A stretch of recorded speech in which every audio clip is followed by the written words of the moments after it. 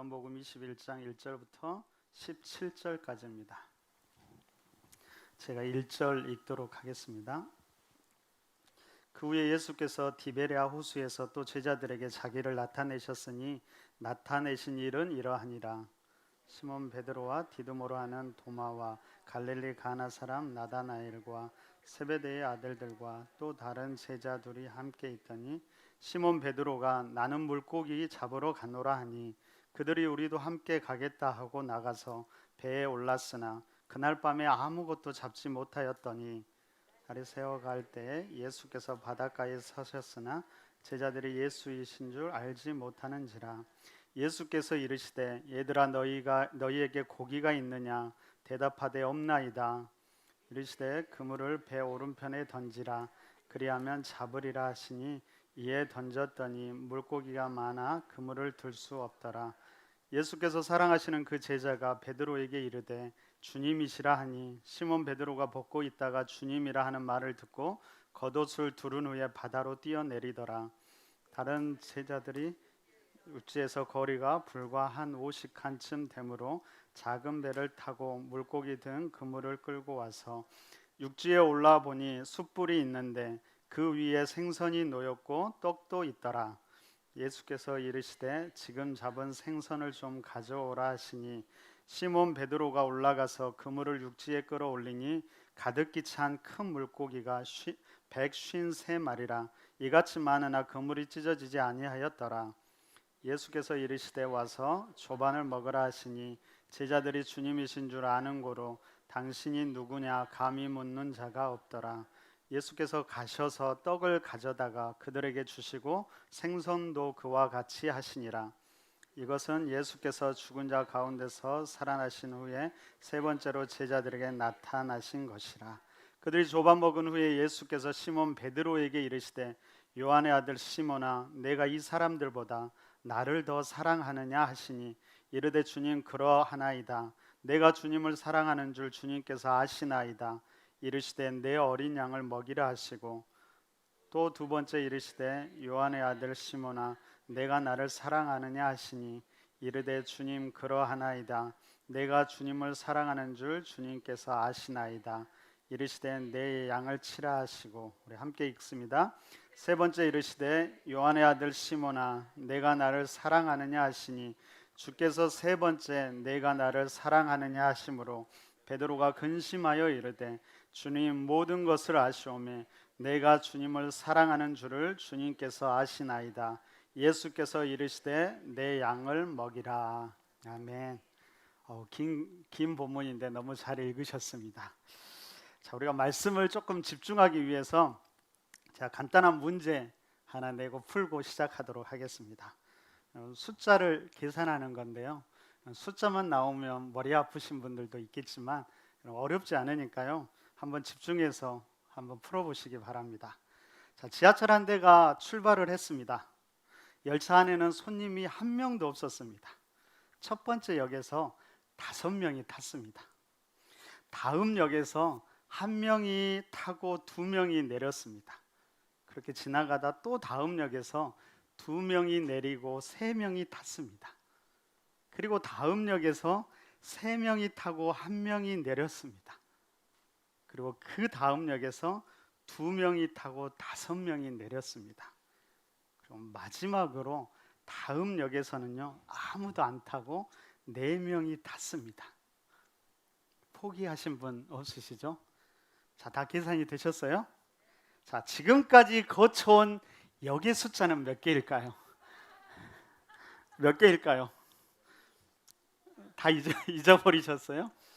6개입니다. 6개. 저는 처음부터 역에 관심이 있었는데 혹시 여러분은 타는 사람에 관심이 있으셨는지 모르겠습니다. 서로의 마음이 통한다는 것은 참 중요한 것 같습니다. 특별히 설교는 더 그렇죠. 설교자가 전달하려는 의도와 듣는 여러분의 마음이 잘 통해야만 합니다. 그래서 물론 이렇게 보면 설교를 참 창조적으로 듣는 분들이 계세요. 분명히 저는 그런 의도가 아니라 다른 의도로 말했는데 전혀 다른 의도로 받아들이신 분들도 있더라고요. 물론 그런 것도 꼭 나쁜 것은 아니지만 그래도 전혀 다른 의도, 내 마음대로 이해하는 것은 조금은 문제가 있을 것 같습니다. 아무튼 여러분, 저도 잘 전달하고 여러분들도 잘 이해하셨으면 좋겠습니다. 자, 오늘은 베드로와 예수님 그리고 나, 마지막 네 번째 이야기입니다. 여러분, 네 번의 말씀을 전하면서 베드로와 예수님 이야기 자체에 대해서도 고민했지만 더 중요하게 고민한 것은 그 이야기가 오늘 나에게 어떤 의미로 다가오고 그 모습을 통해 하나님은 지금 나에게 무엇을 말씀하기 원하시는가라는 것이었습니다. 여러분, 이것이 제가 성경을 보는 방식이고 말씀으로부터 하나님의 음성을 듣는 방법입니다. 그럼 설교뿐만 아니라 우리가 말씀을 묵상하고 적용하는 방법이기도 하지요. 하지만은 여러분, 매일의 일상 속에서 이렇게 하는 것이 결코 쉬운 일은 아닙니다. 단지 적용하고 실천이 어렵다는 것이 아니라 말씀을 보는 것 그 자체가 쉽지 않다라는 것입니다. 제가 목사임에도 불구하고요, 의도적으로 시간을 내고 힘쓰지 않으면은 뭐가 그렇게 바쁘고 분주한지 집중해서 말씀을 보기란 그렇게 쉬운 일이 아닙니다. 여러분, 목사라고 해서 이런 것이 절대 자연스러운 것은 아닙니다. 매일 치열하게 말씀에 다가가기 위해서 힘쓰고 다가오는 말씀에 응답하기 위해서 노력할 때 그때 바른 믿음을 갖게 되고 바른 믿음의 길을 걷게 되는 것입니다. 만약에 이런 노력이 없다면 목사이든 누구든 우리의 신앙은 왜곡되고요, 주님의 의도와는 상관없이 내 의도대로 내가 하고 싶은 대로 아마 우리는 신앙생활을 하게 될 것입니다. 정말 바라기는 우리 푸른나무교회 성도님들이 하루하루 말씀을 치열하게 고민하고 도전하고 들려오는 말씀에 응답하는 그런 삶을 살았으면 좋겠습니다. 그러면서 우리 힘들어하고 넘어진 이들을 위해서 격려해주고 기도해주고 품어주고 일으켜주는 그런 공동체가 우리 푸른나무교회가 되었으면 좋겠습니다. 여러분, 화려하거나 여러분 특별하지 않아도 괜찮습니다. 미약하지만 누군가와 함께 이 길을 꾸준하게 걸어가면 됩니다. 바로 여러분들이, 그리고 우리가 서로에게 그런 동역자가 되기를 간절히 바랍니다. 자, 오늘 본문 요한복음 21장은 요한복음의 마지막 부분입니다. 그래서 부활하신 예수님과 제자들이 세 번째로 만나는 장면입니다. 근데 여러분, 요한복음 20장을 보면 마지막 부분에 이 책을 기록한 목적에 대해서 이야기합니다. 우리 함께 요한복음 20장 30절과 31절을 함께 읽어보도록 하겠습니다. 함께 읽겠습니다. 자, 시작. 예수께서 제자들 앞에서 이 책에 기록되지 아니한 다른 표적도 많이 행하셨으나 오직 이것을 기록함은 너희로 예수께서 하나님의 아들 그리스도이심을 믿게 하려 함이요 또 너희로 믿고 그 이름을 힘입어 생명을 얻게 하려 함이니라. 흐름상 그냥 여기에서 요한복음을 끝마쳤으면은 훨씬 더 자연스럽고 나을 것만 같습니다. 조금 더 어색하지 않지요? 아니면은 20장 31절에서 21장 1절이 아니라 바로 25절로 바로 넘어가는 것이 훨씬 더 자연스러워 보입니다. 우리 그것도 한번 읽어볼까요? 20장 31절과 21장 25절을 바로 한번 읽어보도록 하겠습니다. 자, 시작. 오직 이것을 기록함은 너희로 예수께서 하나님의 아들 그리스도이심을 믿게 하려 함이요 또 너희로 믿고 그 이름을 힘입어 생명을 얻게 하려 함이니라. 예수께서 행하신 일이 이 외에도 많으니 만일 낱낱이 기록된다면 이 세상이라도 이 기록된 책을 두기에 부족할 줄 아노라. 이것도 자연스럽잖아요. 그렇죠? 이렇게 본다면 여러분, 어떤 면에서 21장 1절부터 24절까지는요 그냥 필요 없는 부분이 덧붙여진 것만 같습니다. 부록처럼 추가적으로 갖다 붙여놓은 느낌이 든다라는 것입니다. 그런데도 굳이 이 이야기를 왜 성경은 기록하고 있을까요?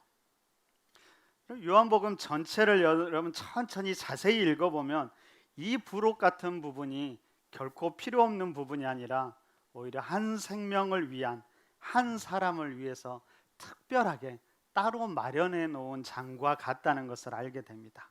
그리고 그 한 사람이 바로 베드로였고요. 어쩌면 우리 자신들인지도 모르겠습니다. 예수님은 이 만남을 위해서 오랫동안 그리고 세심한 준비를 하고 베드로를 만나셨다라는 것입니다. 21장은 이렇게 시작합니다. 우리 한번 1절 다시 한번 읽어볼까요? 21장 1절입니다. 자, 시작. 그 후에 예수께서 디베랴 호수에서 또 제자들에게 자기를 나타내셨으니 나타내신 일은 이러하니라. 21장이 그 후에라고 시작하는데 여기서 그 후라는 것은 언제 어떤 일을 말하고 있을까요? 아마도 가장 쉽게는 바로 앞에 일들을 말하겠죠. 그리고 전체적으로 보면 부활하신 예수님께서 부활하신 다음의 모든 행적들을 이야기합니다. 그런데 그 중에서도 요한복음이 관심을 갖고 있는 것은 부활 후에 제자들에게 나타났던 두 번의 사건, 특별히 요한복음 20장 19절 이하의 사건을 이야기하고 있습니다. 한 번은 이랬지요. 여러분, 안식 후 첫날 부활하신 그날 밤에 예수님은 제자들을 찾아옵니다. 뿔뿔이 흩어졌던 제자들이 예수님의 부활 소식에 다시 모였지만 모두가 두려워서 문을 굳게 닫고 있었습니다. 그때 예수님께서 갑자기 제자들에게 나타나시지요. 제자들이 깜짝 놀래자 예수님께서 제자들에게 평강을 선포하시면서 못 박혔던 손, 창에 찔린 옆구리를 보여주시면서 예수님 자신임을 제자들에게 이렇게 믿게 해주십니다. 그리고 그들을 파송하면서 성령도 허락해 주셨습니다. 두려움에 떨고 있던 제자들은 다시 평안과 기쁨을 누리게 되지요. 그런데 그때 제자 중에 하나였던 도마는 그 자리에 없었습니다. 나중에 아무리 다른 제자들이 도마에게 예수님을 만났다고 해도 도마는 믿지 않았습니다. 도저히 믿을 수 없는 일이었죠. 여러분, 그래서였을까요? 예수님은 일주일 뒤에 다시 한번 제자들에게 나타나셨습니다. 아마도 도마를 위한 특별한 배려였던 것 같습니다. 예수님은 도마에게 손과 옆구리를 만져보게 하시면서 믿음 없는 자가 되지 말고 믿는 자가 되라고 당부하셨습니다. 그러자 도마가 이렇게 고백하죠. 나의 주님이시요 나의 하나님이시니이다. 이 고백은 성경에서도 참 멋진 고백으로 통합니다. 그런데 여러분, 더 멋진 것이 뭐냐면요, 도마 한 사람을 향한 주님의 따뜻한 배려라고 생각합니다. 어떻게든 한 생명을 다시 회복시키려는 주님의 사랑의 마음이 거기에 잘 나타나 있습니다. 그런데 여러분, 본문을 보다가 제가 한 가지 의문이 생겼습니다. 그것은 바로 베드로에 관한 것이었습니다. 예수님이 두 번이나 제자들을 찾아오셨을 때 베드로가 그 자리에 있었을까요? 없었을까요? 한번 생각해 보십시오. 이 문제는 요한복음 21장을 해석하는 데 참 중요한 문제입니다. 그래서 제가 성경 여기저기를 찾아보았는데요, 성경도 이 부분에 대해서는 명확하게 설명을 하고 있지 않은 것 같습니다. 근데 여러분, 21장의 베드로의 모습을 보면 베드로의 상태가 그렇게 좋아 보이지 않더라고요. 3절을 보면 이렇게 베드로가 이야기합니다. 나는 고기 잡으러 가노라. 이것이 결코 좋은 말이 아니라요, 그냥 모든 것을 체념한 말투였습니다. 나 그냥 고기나 잡으러 갈게, 그런 표현이라는 겁니다. 만약 예수님을 만났다면 아마도 기쁨과 흥분 속에서 예수님을 다시 만날 준비를 했겠지요. 그렇게 보면 심정적으로는 베드로가 이전에 두 번의 만남 때 없었을 가능성도 충분하다라고 생각합니다. 실제로 외경에서는요, 그 자리에 베드로가 없었다고 보기도 한다고 합니다. 그런데 대부분의 주석과 성경 연구자들은요, 제자들이 모였던 자리에 당연히 베드로가 있었다라고 말하고 있습니다. 만약 그렇다면 왜 베드로는 21장에서 그런 상태에 있었을까요? 우리가 관심을 가져야 하는 것은 예수님이 두 번이나 제자들에게 나타났을 때 그 이야기 속에서 베드로의 관심을 갖는 부분은 전혀 없었다라는 것입니다. 저는 이 부분이 너무 중요하게 다가오는 것 같습니다. 여러분, 부활한 예수님을 가장 만나고 싶어하는 사람이 누구였을까요? 저는 아마도 베드로였을 거라고 생각합니다. 제자들의 리더였고요, 누구보다 예수님을 사랑한 제자였습니다. 그런데 그는 그만 예수님을 3번이나 부인하고 말았지요. 예수님의 죽음 이후 누구보다 힘들었을 제자가 아마도 베드로였을 겁니다. 부활을 의심했던 도마에게도 특별한 관심을 가지셨던 예수님께서 그런 아픈 마음을 가진 베드로에게 아무런 관심을 갖지 않았다는 것이 저에게는 참 생소하게 다가옵니다. 예수님과 제자들의 2번 만남 속에서 성경을 아무리 찾아봐도 베드로는 철저히 배제되고 있는 것만 같습니다. 아마도 지금 아이들 말로 하면은요, 거의 투명인간 취급당하고 개무시당하고 있는 겁니다. 그냥 한마디만 해주시면 되잖아요. 베드로도 얼마나 마음이 불편하고 죄송했는데 그 마음도 몰라주고 베드로는 부활하신 주님이 못내 서운하고 아쉬웠는지도 모르겠습니다. 너무나 죄송하고 부끄러워서 그 성격 급한 베드로가 부활하신 예수님께 앞에 나서지도 못하고 어쩌면 한쪽 구석에 조용히 있었는지도 모르겠습니다. 베드로가 3번이나 부인한 것이 예수님이 많이 서운하셨을까요? 화가 났고 화가 아직도 풀리지 않았을까요? 그래, 너도 한번 똑같이 당해봐라 이놈아, 마음이 어떠냐, 그런 마음이었을까요? 요한복음은 그렇지 않다고 이야기합니다.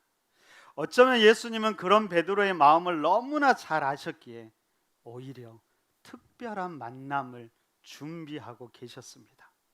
그 이야기가 바로 부록처럼 21장에서 펼쳐지고 있습니다. 그럼 당시 제자들은 갈릴리에서 너희를 만나겠다는 예수님의 말을 따라 예루살렘에서 갈릴리로 내려왔습니다. 우리 2절을 함께 읽어볼까요? 2절 함께 읽습니다. 자, 시작. 시몬 베드로와 디두모라 하는 도마와 갈릴리 가나 사람 나다나엘과 세베대의 아들들과 또 다른 제자 둘이 함께 있더니, 시몬 베드로와 디두모라 하는 도마, 그리고 갈릴리 가나 사람 나다나엘, 아마도 세베대의 아들은 야고보와 요한이었을 거고요, 또 다른 제자 둘은 아마도 안드레와 빌립이었을 겁니다. 모두 7명의 제자가 예수님과의 재회를 기다리면서 함께 모여 있었죠. 이들은 며칠 전 만난 예수님의 부활 이야기로 떠들썩하고 예수님과의 재회를 가슴 떨리게 기다리고 있을 것만 같은데 왠지 성경을 보면 그 분위기가 너무나 차분합니다. 아마도 그 이유가 베드로 때문이었을 겁니다. 베드로는 예수님의 부활을 누구보다 좋아했지만 한편으로 자신을 알아봐 주지 않았던 예수님이 못내 서운했고, 또 한편으로는 예수님을 배신했다는 그 아픔이 베드로의 아픔을 꽉 막고 가슴을 꽉 막고 있었을 겁니다. 다시 예수님을 만난다는 것이 기쁘기도 했지만 한편으로는 참 부담도 됐을 것 같습니다. 그 마음이 이렇게 표현하고 있습니다. 우리 3절을 다시 한번 읽어볼까요? 3절 읽습니다. 자, 시작.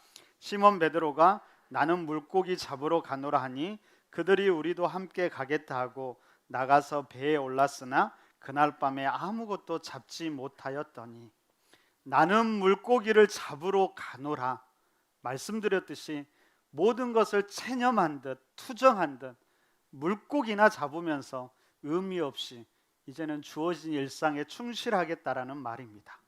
베드로의 마음이 어떤지를 잘 알 수 있죠. 그런데 여러분, 주님은 그런 베드로를 결코 그냥 두지 않으셨습니다. 그럼 3절을 보면 베드로와 다른 제자들이 배에 오릅니다. 근데 원어 성경을 보면요, 그 배를 그 배라고 말하면서 특정한 배라고 말합니다. 성경이 말하는 그 배란 어떤 배였을까요? 그 배는 바로 우리가 이 설교 시리즈 처음에 살펴보았던 베드로와 예수님의 의미 있는 만남이 이루어진 바로 그 배를 말합니다. 예수님과의 특별한 추억이 있던 바로 그 배였지요. 베드로가 아는지 모르는지 그날 밤에 베드로는 그 배를 타고 그 밤에 고기를 잡으러 나갑니다. 그런데 이상하게 그날은 밤새 수고하였으나 물고기를 한 마리도 잡지 못했습니다. 그럼 평범한 일이 아니었지요. 그런데 언젠가도 그랬던 적이 있었습니다. 바로 주님과 첫 만남이 있었던 바로 그날도 그랬지요. 아마도 자연스럽게 베드로는 그날을 떠올렸을 것이고 이런저런 생각에 잠기게 되었을 것입니다.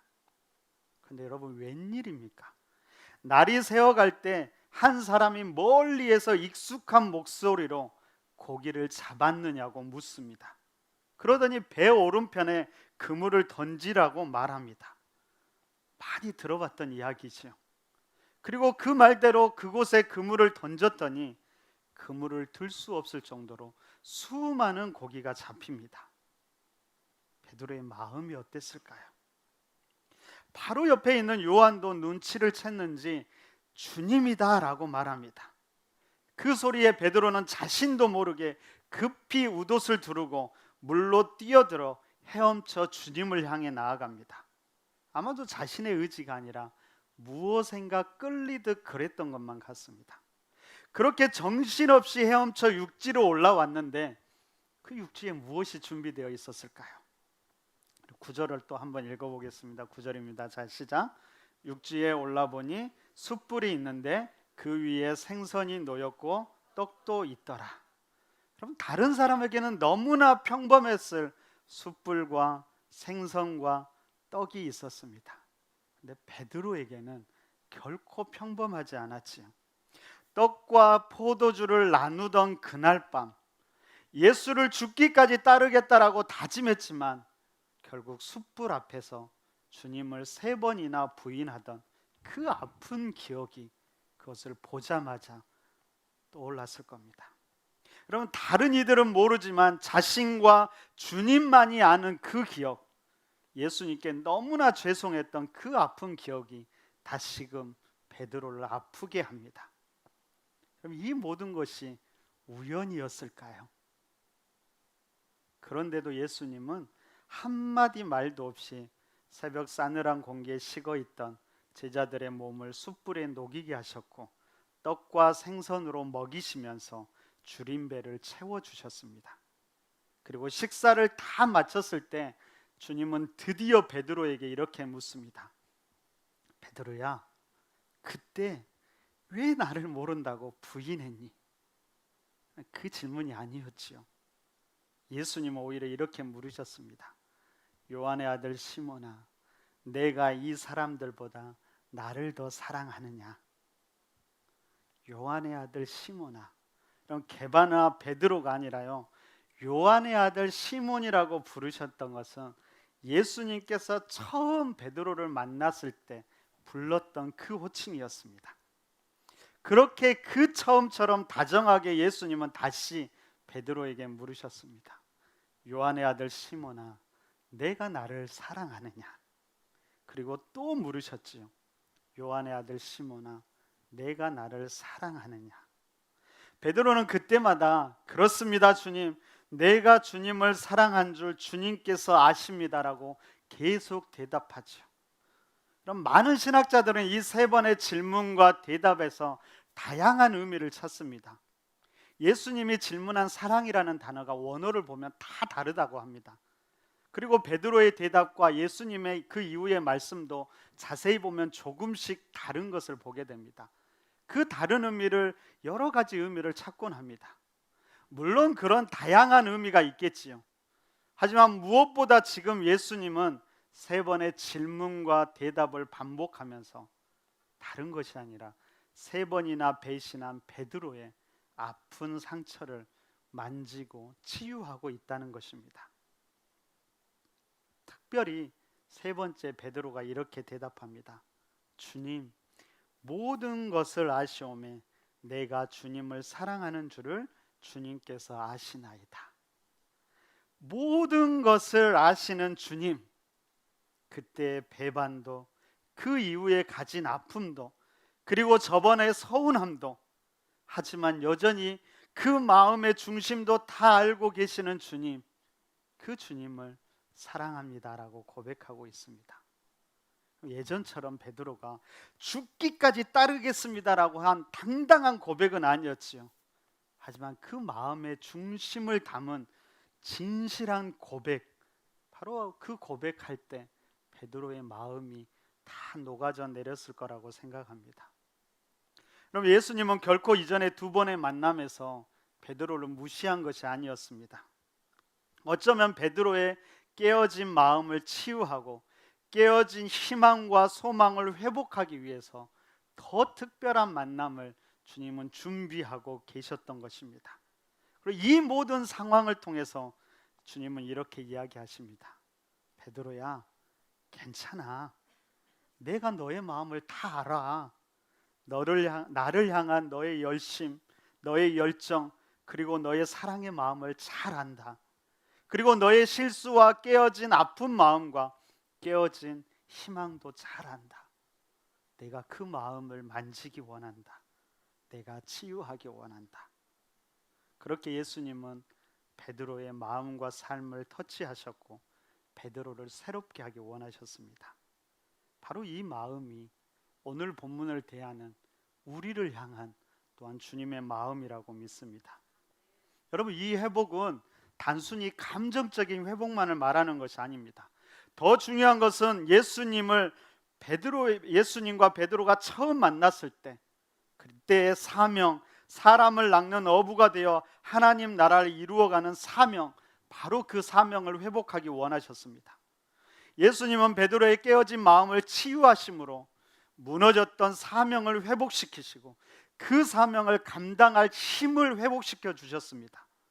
바로 이 질문을 통해서 그렇게 하셨습니다. 요한의 아들 시몬아, 내가 다른 사람들보다 나를 더 사랑하느냐? 여러분, 사도행전을 보면은요, 누구보다 베드로가 참 열심히 사역하는 모습을 볼 수가 있습니다. 하지만 베드로의 배교 문제는 결코 쉬운 문제가 아니었을 겁니다. 주님을 3번이나 부인한 내가 어떻게? 라는 그 음성이 끊임없이 들렸을지도 모릅니다. 열심을 내려고 하면 할수록 주위에서 그 소리가 들렸을 수도 있고요, 베드로 자신 내면으로부터 그 소리가 들렸을 수도 있고요, 사단의 음성으로 들렸을 수도 있습니다. 아마도 이 소리는 베드로를 끊임없이 아프게 했을 것입니다. 그때마다 베드로가 어떻게 이러한 것을 이겨나갔을까요? 아마 오늘 질문과 대답을 끊임없이 반복했을 거라고 생각합니다. 요한의 아들 시몬아, 내가 나를 사랑하느냐? 주님, 모든 것을 아시오매 내가 주님을 사랑한 줄을 주님께서 아시나이다. 그 질문과 대답을 반복하면서 다시금 베드로는 주어진 사명에 충실했겠지요. 한편으로는 주님을 배반한 자라는 아픈 마음을 가지고, 또 한편으로는 정말 주님을 사랑하는 자로 고백하면서 주어진 역할을 최선으로 감당했을 것입니다. 이것을 너무나 잘 알았던 주님은 베드로에게 그렇게 질문하셨지요. 내 양떼를 맡을 능력이 있느냐? 기꺼이 이 일에 헌신하겠느냐? 그렇게 질문하지 않으시고 오직 한 가지 질문, 내가 나를 사랑하느냐를 3번이나 반복해서 물으셨던 것입니다. 그럼 푸른나무 교회가 저에게 사역자로서 4번째 교회입니다. 처음 섬겼던 교회는 상도동에 있는 남현교회, 제 고향과 같은 교회입니다. 거기서 첫 교육 전도사를 했고요, 아내도 그곳에서 만났습니다. 이후에 은평구에 있는 평화교회에서 전임 사역을 하면서요, 정말 고생하면서 이런저런 일을 다 했던 것 같습니다. 새벽에 운행도 하고 방송실도 하고 찬양도 못하는데 찬양도 하고 이런저런 일을 다 했습니다. 그리고 다시 남현교회에서 불러서 남현교회로 가서 목사 안수를 받고 부목사로 섬겼고요, 이후에 주님의 교회 그리고 푸른나무 교회에 있게 되었습니다. 돌아보면 하나님께서 그때마다 참 선하게 인도하셨다라고 고백합니다. 참 좋은 목사님들을 만났고요, 동역자들 그리고 좋은 성도님들과 함께 할 수 있었던 모든 시간이 참 감사였습니다. 근데 여러분 돌아보니까요, 새로운 사역지로 옮길 때마다, 그리고 새로운 곳에서 적응할 때마다 스스로 생각하기에는 무엇인가 대단한 것을 해야 한다는 생각과 부담감이 있었습니다. 이것도 하고 저것도 해야 된다라고 생각했죠. 그런데 그때마다 주님께서 저에게 계속 묻는 질문은 그것이 아니었습니다. 오히려 주님은 오늘 베드로에게 했던 바로 그 질문을 저에게도 물으셨습니다. 사랑하는 수연아, 내가 나를 사랑하느냐? 그럼 지금도 마찬가지입니다. 내가 서 있는 이 자리에서, 이 현실 앞에서 고민할 때마다 주님은 다른 것이 아니라 이 질문을 다시 저에게 묻습니다. 내가 나를 사랑하느냐? 오늘의 현실 속에서, 내가 서 있는 이 자리에서 나는 어떤 대답을 할 수 있을까요? 여러분들이라면 이 질문에 지금 여러분들이 서 있는 그 자리에서 어떤 대답을 하시겠습니까? 벌써 여러분 8월 달입니다. 그럼 8월 달이면 예전 같으면 우리 가족들과 공동체와 함께 쉼도 가지면서 영적으로 돌아볼 시간도 가질 때입니다. 근데 올해는 그럴 여유조차도 없는 것 같습니다. 코로나로 인해서, 유난히 긴 장마로 인해서 많이 지치고 힘든 때를, 우리가 힘든 여름을 보내고 있습니다. 하지만 그래도 우리는 이 시간을 잘 보내야 합니다. 쉼을 통해 우리의 지친 육신과 영혼도 회복하는 시간을 가져야 하고, 우리의 삶을 되돌아보면서 다가오는 하반기를 믿음으로 준비해야 합니다. 그러기 위해서는요, 다시 주님께 나아가야 합니다. 주님께서 준비한 그 자리에 나아가서 거기에서 우리의 삶을 다시금 돌아볼 수 있어야 합니다. 여러분, 올 한 해 전반기에 여러분의 삶은 어떠셨는지요? 당연히 힘들고 어려운 한 해였지요. 초반에는 힘들었지만 그래도 곧 끝날 것이라는 희망이라도 있었습니다. 그런데 이제는 그런 희망조차 보이지 않는 것이 우리의 현실입니다. 이제는 어떻게든 우리의 삶도, 우리의 신앙도 이런 상황에 적응해 나가야만 합니다. 여러분, 이런 현실 속에서 주님과의 관계는 어떠셨습니까? 예수님과 멋진 삶을 계획했지만 여러분, 혹시 오히려 아픈 마음은 없었는지요? 의도하지 않게 주님을 부인했거나 그것까지는 아니더라도 주님을 향해 소홀했던 것은 없으신지요? 또한 그 시간들 속에서 상처받고 깨어진 마음을 가진 경험들은 없으신지요? 어느새 무뎌져 버린 감정으로 그냥 주어진 일상을 그냥 고기나 잡으면서 살아가겠다라고 마음 먹지는 않으셨는지요? 베드로를 치유했던 예수님께서 우리의 마음도 만지시기를 원하십니다. 그리고 깨어진 희망도 열정도 다시금 회복하기 원하십니다. 여러분, 이 일을 위해서 주님께서 정성스럽게 준비하셔서 여러분들을 그 자리에 초청하고 싶어 하십니다. 첫사랑을 회복하기 위한 갈릴리 그 땅, 여러분, 첫 만남이 있었던 바로 그날 밤, 그리고 다정스럽게 우리의 이름을 부르시던 바로 그때로 한번 돌아가 보면 어떨까요? 그리고 거기에서 주님께서 질문하시는 이 질문에 진실하게, 진솔하게 한번 대답해 보시기 바랍니다. 사랑하는 누구야? 내가 나를 사랑하느냐? 사랑하는 누구야? 내가 나를 사랑하느냐? 사랑하는 누구야? 내가 나를 사랑하느냐? 그럼 이 질문에 대한 진실한 우리의 대답이 우리를 다시금 일으키고 힘들지만 다시금 믿음의 길을 걷게 하는 힘이 되시길 간절히 소망합니다. 그분은 죽음에 머물러 계시지 않고 다시 살아나셔서 부활하셨고, 아픈 우리의 마음, 힘든 우리의 삶에 다시 다가오십니다. 처음 우리 삶에 다가온 그때처럼 지금도 여전히 우리를 사랑하시며 우리를 향한 놀라운 계획을 가지고 계시고 우리와 함께하고 계심을 결코 잊지 마시기 바랍니다. 여러분, 힘든 삶이지만 우리도 그 주님과 함께 다시 믿음의 길을 걸어가기를 다짐하기를 소망합니다. 나의 모든 것을 아시는 주님, 내가 주님을 사랑합니다라고 고백하면서 함께 하나님의 나라를 꿈꾸면서 그 길을 걷는 우리 푸른나무 교회 성도님들 되시기를 간절히 바랍니다.